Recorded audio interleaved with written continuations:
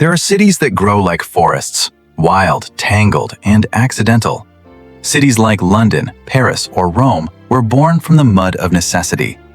People gathered where the water was sweet, where the trade routes crossed, or where a hill offered safety from the shadows of the night. They evolved over centuries, their streets winding like the paths of tired cattle, their logic dictated by nature and time. And then there is Washington, D.C. Washington did not emerge from nature. It emerged from an obsession. It was not discovered. It was willed into existence. It was a city designed on paper before a single brick was laid in the soil. It is a place where every diagonal line, every marble column, and every grand vista was intended to communicate a single word: authority. Washington, D.C. is not merely the capital of a nation. It is a physical manifestation of an idea.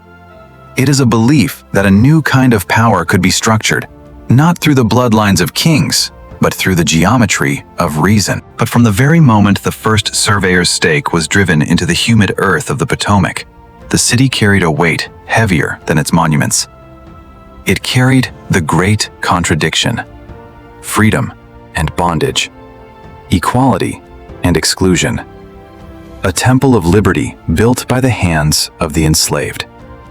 This is not just a tour of a city, it is an autopsy of power. This is the story of Washington, D.C., the city that became an empire. The dinner table bargain. In 1790, the United States was a fragile experiment on the verge of shattering. The Revolutionary War was over, but the peace was chaotic. The 13 colonies were like a family that had fought a common enemy, but realized, once the smoke cleared, that they didn't actually like each other. The North was industrial, urban, and buried in debt. The South was agrarian, wealthy, and suspicious of any central government that might threaten its peculiar institution of slavery. There was no capital. The government was a nomad, fleeing from Philadelphia to Princeton to New York, chased by angry creditors and unpaid soldiers. The nation needed a heart, but no one could agree on where to put it. The North wanted the power of the city. The South wanted the power of the land. Then came the dinner table bargain. Alexander Hamilton, Thomas Jefferson, and James Madison sat down over wine and shadows. The deal was struck. The North would get its financial system, and the South would get the capital. But it couldn't be an existing city. It couldn't belong to any one state. It had to be a federal district, a neutral zone, a no man's land that belonged to everyone and no one. George Washington, a surveyor by trade, chose the spot himself. He looked at the banks of the Potomac, a tidal marshland that was humid, mosquito-ridden, and prone to flooding. To any rational eye, it was a wasteland. But to Washington, it was the center of the world. It was the gateway to the West. He didn't see the mud. He saw the future. To build it, he called upon Pierre-Charles L'Enfant, a French visionary with a temperament as grand as his designs. L'Enfant didn't want to build a town. He wanted to build a new Rome. He drew grand, sweeping boulevards 400 feet wide. He imagined vistas where the eye would always land on a monument of greatness. He designed a grid, but then he slashed it with diagonal avenues named after the states, creating circles and squares that were intended to be the lungs of democracy. But L'Enfant was a dreamer, not a diplomat. He was eventually fired, his plans discarded in a drawer, yet the ghost of his vision remained. The city was born of a map, a compromise, and a swamp. It was a city of magnificent distances, where the buildings were so far apart that visitors mocked it as a capital of miserable huts. Before it was a city of power, it was a city of shadows and unrealized dreams. The blood in the marble. We often speak of the founding fathers, but we rarely speak of the founding builders. As the 1800s dawned, the federal city was a construction site of staggering proportions. But there was a problem. The young nation was broke, and labor was scarce. To build the temples of liberty, the government turned to the most efficient economic engine of the time: slavery. Enslaved African Americans were the ones who cleared the dense forests. They were the ones who waded into the freezing marshes to haul the timber. They were the ones who quarried the sandstone from Aquia Creek, loading massive blocks onto barges and dragging them to the HILs of the city. The White House, the residence of the leader of the free world, was built with the labor of men like Ben, Peter, and Charles, who were rented out by their masters to the federal government. The Capitol building, where the laws of equality were debated, rose block by block through forced labor. Even the Statue of Freedom, which sits atop the Capitol dome today, was cast with the help of Philip Reed, an enslaved man whose technical brilliance solved the problems the white architects couldn't. This is the foundational stain of Washington, D.C. It was a city where a man could stand on the steps of the Capitol and watch a slave auction taking place just a few hundred yards away. It was a city where the language of the Constitution was written in ink, while the reality of the street was written in chains. Washington was not just a capital, it was a mirror. It reflected a nation that was trying to invent the future while refusing to let go of the past. It was a city divided before it was even built. The day the sky turned red. In 1814, the idea of Washington almost died. The War of 1812 was raging, and the British had sailed up the Patuxent River. They didn't want territory. They wanted to humiliate the upstart republic. They wanted to kill the dream. On August 24, 1814, British troops marched into the city. The government fled. President James Madison was in the field. His wife, Dolly, was left to save the portrait of George Washington before the Redcoats arrived. The British entered the Capitol. They piled the furniture of the Library of Congress into a heap and set it ablaze. They marched to the White House, ate the dinner that had been prepared for the president, and then torched the building. From the hills of Virginia, citizens watched as their capital, their new Rome, turned into a pilar of fire. The British general famously said, "I have burnt the nest of the hornet." It seemed the experiment was over.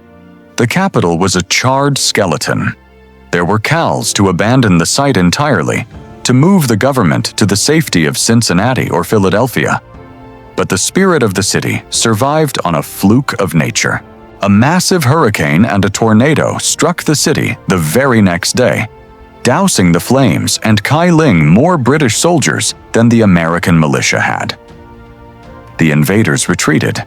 The Americans didn't move the Capitol. They rebuilt it. They painted the charred exterior of the president's house white to hide the burn marks.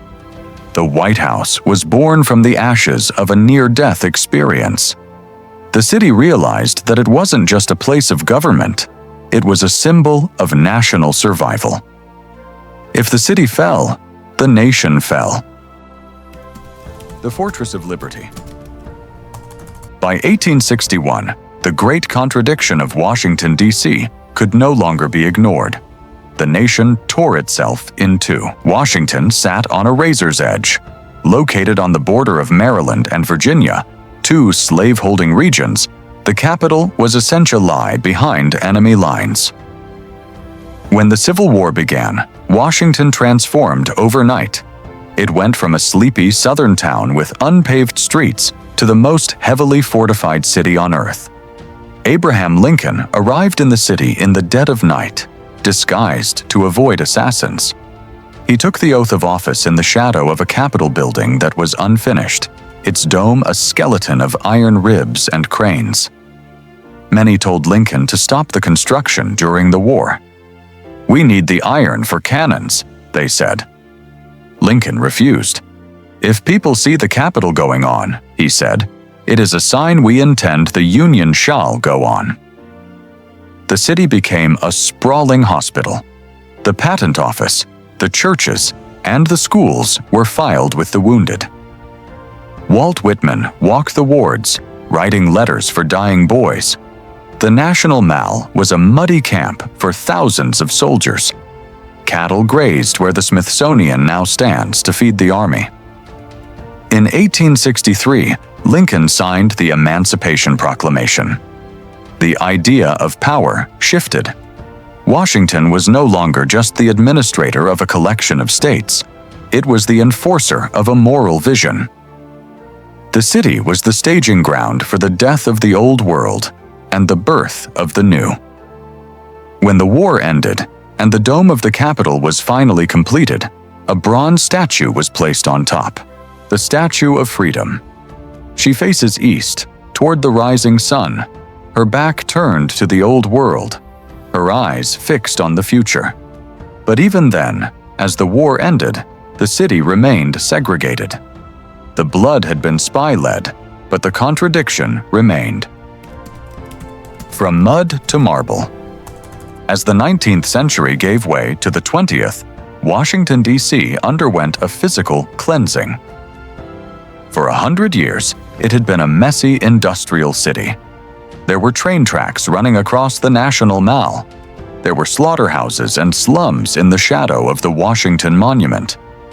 The elite of the city were embarrassed. America was becoming a world power, but its capital looked like a frontier town. Enter the Macmillan Commission. In 1901, a group of architects decided to return to L'Enfant's original dream. But on a scale he never imagined, they cleared the slums. They moved the train stations. They created the Great Mall, the vast green carpet that stretches from the Capitol to the Lincoln Memorial.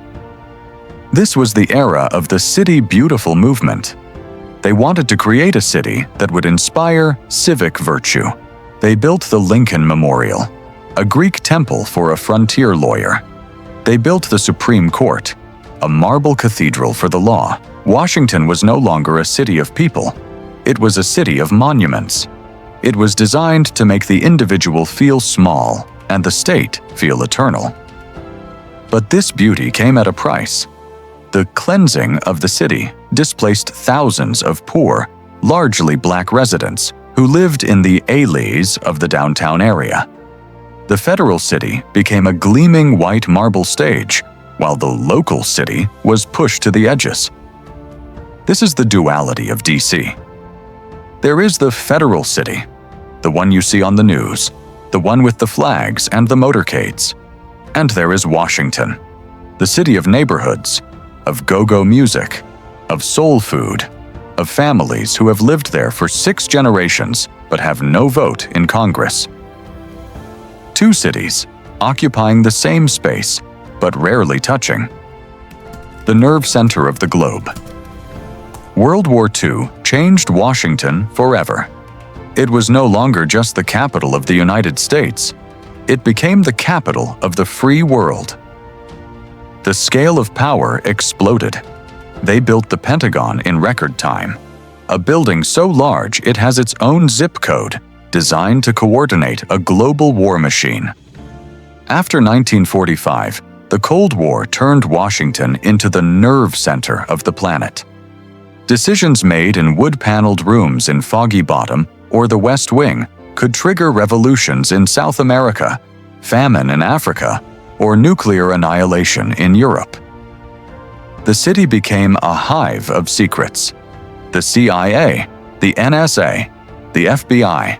Thousands of workers moved into the suburbs of Virginia and Maryland, creating a deep state of intelligence and bureaucracy. Washington was no longer a place of debate. It was a place of management. It attracted the best and the brightest, the technocrats and the policy wonks. The city became a magnet for ambition. People didn't move to D.C. to build things. They moved there to influence things. But as the global power grew, the local tension reached a breaking point. The stage of conscience. Because Washington was the center of power, it also became the center of protest. If you wanted the world to hear you, you had to stand on the Mall. In 1963, 250,000 people gathered at the feet of Abraham Lincoln. They didn't come to look at the monuments. They came to demand that the monuments live up to their promises. When Martin Luther King Jr. said, "I have a dream," he was speaking to the ghost of Lincoln, but he was also speaking to the living power in the White House. Washington became a stage for the national conscience, the bonus army of WWI veterans, the anti-war protesters of the 60s, the Women's March, the March for Our Lives. Every square inch of the National Mall has been soaked in the sweat of people demanding to be heard. But the city paid a price for its role as a stage. In 1968, after Dr. King was assassinated, the local city erupted. For blocks, the city burned. The smoke from the riots drifted over the White House. It took decades for those neighborhoods to recover. It was a stark reminder. When the nation hurts, Washington bleeds. The modern labyrinth. Today, Washington, D.C. is more powerful, more wealthy, and more divided than ever. The swamp that George Washington tried to drain has become a labyrinth of lobbyists, think tanks, and media empires. It is a city where access is the most valuable currency. The neighborhoods that were once ignored are now being gentrified. Glass condos rise where riots once raged. The local city is being priced out by the federal city. But look closer. Beyond the marble and the security checkpoints, the heartbeat of the original idea remains. You see it in the student who visits the Smithsonian and realizes the world is bigger than their hometown. You see it in the clerk who works in the basement of the archives, preserving the original parchment of the Bill of Rights. You see it in the peaceful transfer of power that happens every 4 or 8 years, a miracle of stability that the rest of the world style watches with envy. Washington, D.C. is a city of permanent questions. Can a nation govern itself? Can we ever bridge the gap between our ideals and our reality? Can power ever be truly for the people? The buildings are made of stone, but the city is made of breath. The unfinished story. Washington, D.C. does not end. It only evolves. Every generation adds a new monument, a new war memorial, a new museum of history and culture. The city is never finished because the American experiment is never finished. It remains a city built on a swamp, shaped by a bargain, scarred by slavery, burned by war, and elevated by dreams. It is a place where you can walk from the depths of despair to the heights of hope in a single afternoon. Washington, D.C. is the story of us, all of us, the glory, the shame, and the relentless pursuit of a more perfect union. It is the city that became power, but the power doesn't belong to the marble. It belongs to the people who stand in its shadow. And as long as they keep coming, to protest, to lead, to work, and to dream, the story of Washington will never be over. This is the capital of the human spirit. This is Washington, D.C. If you felt the weight of history in this journey, then you know that Washington is just one chapter in the story of human civilization. From the ruins of Rome to the neon of Tokyo, cities are the mirrors of our souls. If you want to explore more deep, cinematic dives into the hidden histories of the world's most iconic places, then hit that subscribe button. Join us as we peel back the layers of the map, because every city has a secret, and we're here to find them. See you in the next one.